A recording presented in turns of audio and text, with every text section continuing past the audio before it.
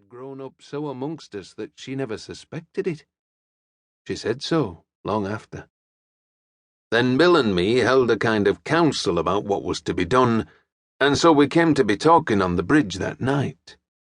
Mary was growing into a young woman, and we feared that some other chap might take her fancy if one of us didn't get her at once.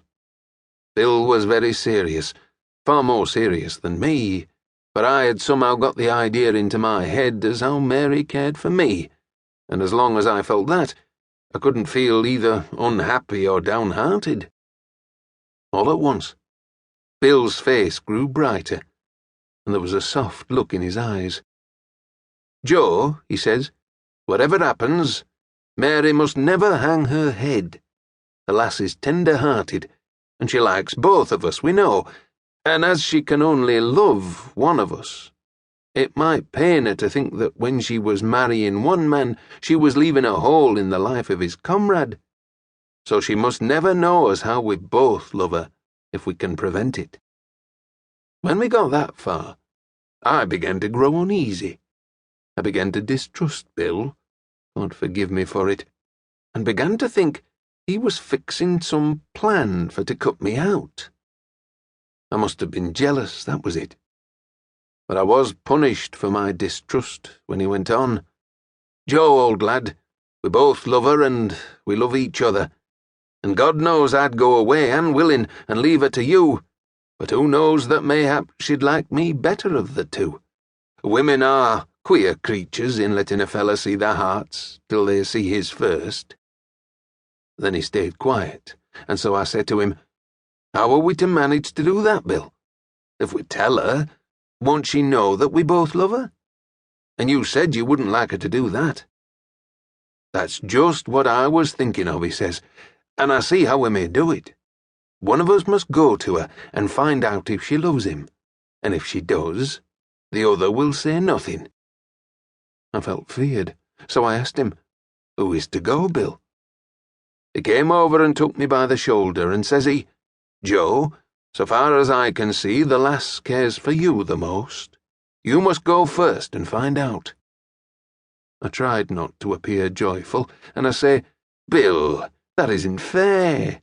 Whoever goes first has the best chance. Why won't you go? Or why not draw lots?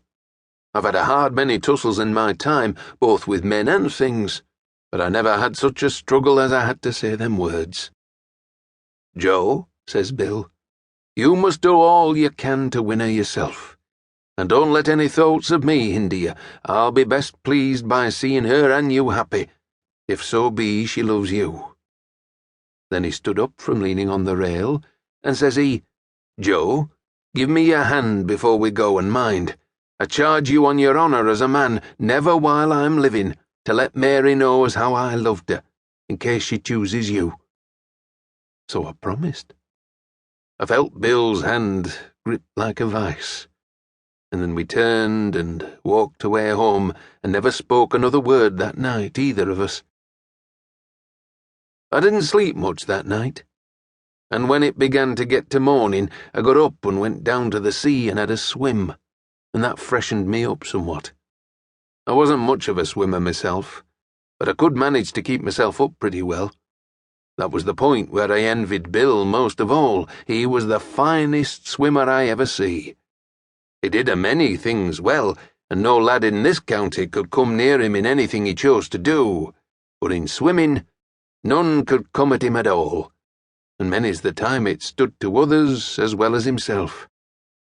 Well, when I had had my bathe, I went up toward Mary's home, and found myself going to ask her straight off to marry me. Then I began to think it was too early for Mary to be up, so I stole away on tiptoe and walked round the house.